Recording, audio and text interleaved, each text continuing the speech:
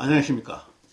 HB방송 특집 프로그램 기독자유통일당 왜 국회 진출 실패했나 라는 제목으로 오늘 이야기를 진행하도록 하겠습니다.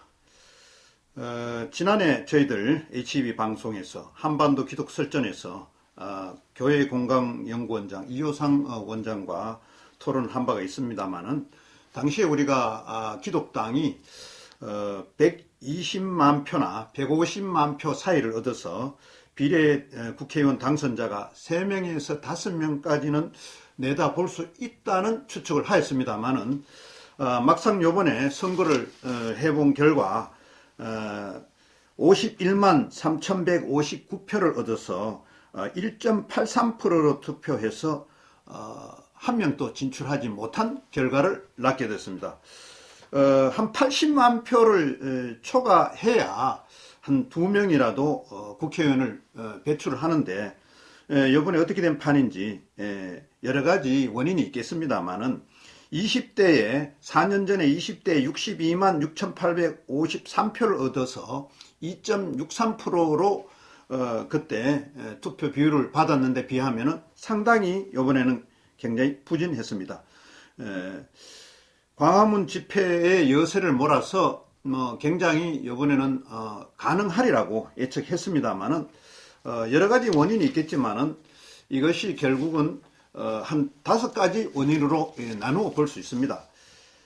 원래 이제 이 기독당들이 해방 이후에 한경직 목사가 기독사회민주당을 만들어서 또 해오다가 또 조만식 장로가 조선민주당을 만들어서 기독교 관련 또 국회 입성을 하려고 또 노력을 했고, 유만식 목사가 또 기독자유당, 또 2000년대 들어와서는 정치권의 복음회 김종군 목사가 시작으로 20년째 시도를 했으나 여전히 원내 진출을 못했습니다. 원내 진출을 못했다는 것은 축구를 하면은 골대 축구골을 골인을 못 시켰다는 것과 같은 상황입니다.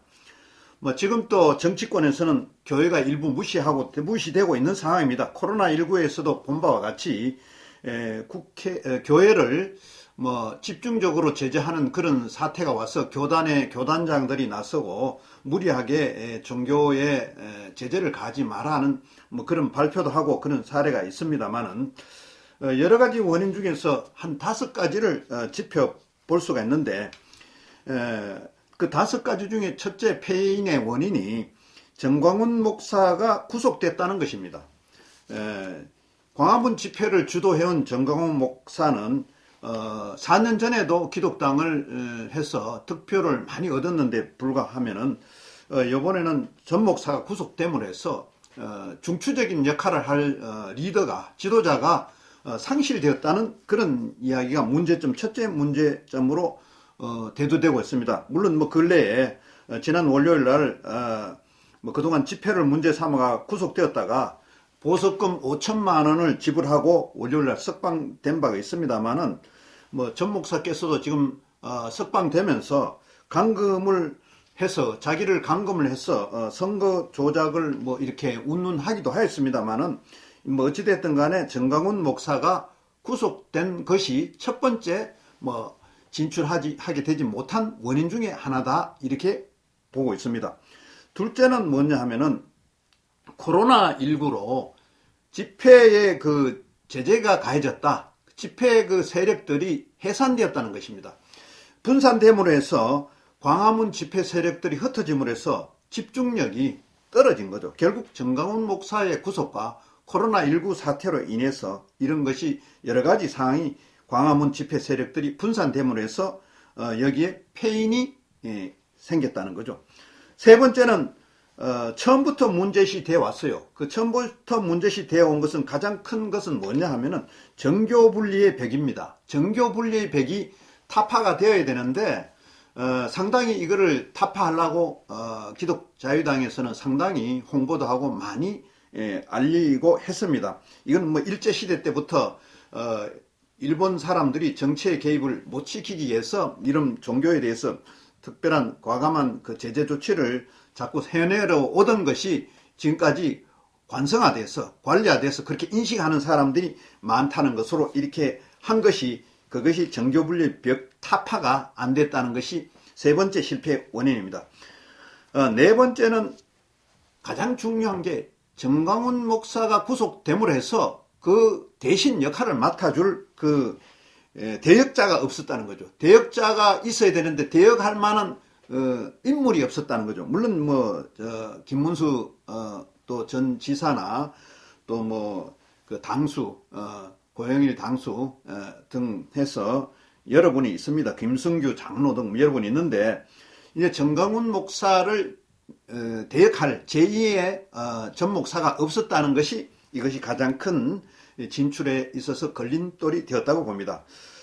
다섯 번째는 또 뭐냐 하면은 그동안 전 목사가 1000만 명의 서명을 주장을 해서 1000만 명 서명 받는데 거의 이루었다고 저는 보고 있습니다. 1000만 명의 기독교인들이 국가를 살리자는 진정성에 대해서 진정성이 있어서 서명을 하고 또 참가도 하고 이렇게 했다고 보는데 근데 결과적으로 보면은 1000만 명 중에 10%라도 참여했다면 100만 명입니다. 100만 명이 기독당에 투표를 했더라면은 사실은 2명 이상의 2명 정도는 충분히 국회에 입성할 수 있었는데 이것도 이룩하지 못하였던 겁니다. 결국은 뭐냐 하면 51만 3159표로 1.8%로 3%가 되어야만 2명의 당선자를 낼 수가 있는데도 80만 표 이상이 초과되어야 국회에 입성할 수 있는데도 그거를 맞추지 못함으로써 기독교인 1000만 명의 서명이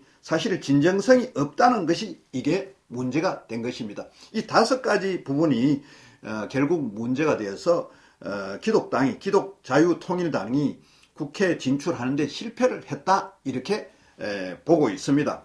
그래서 앞으로 이제 이 기독당들이 어떻게 방향을 잡아갈지 모르지만은 기독교인들은 기독교의 정치 세력화에 대해서 일부 찬성을 많이 하고 있습니다. 이 찬성을 많이 하고 있는 부분에 대해서 그 열망이 열화가 있기 때문에 이런 부분들은 정말 앞으로 풀어갈 숙제라고 이렇게 봅니다.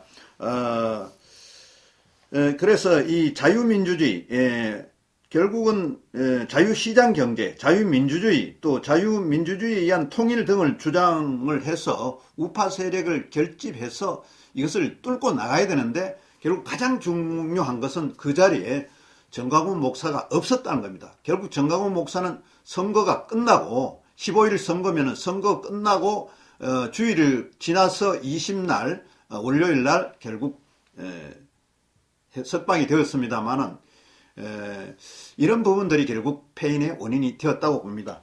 앞으로 기독자유당이 어떻게 기독자유통일당을 포함해서 기독당이 또 나올지는 모르지만은 지난 4년 전보다 당은 단일당으로 나왔음에도 불구하고 그 성적은 4년 전보다 훨씬 떨어지는 그런 득표율을 받음으로써 이번에 굉장히 실패를 했다라는 것을 우리가 볼 수 있습니다. 기독자유통일당 왜 국회 진출을 실패했나 라는 것을 따져보면 방금 이야기한 것 같이 5가지 문제로 실패를 한 것입니다.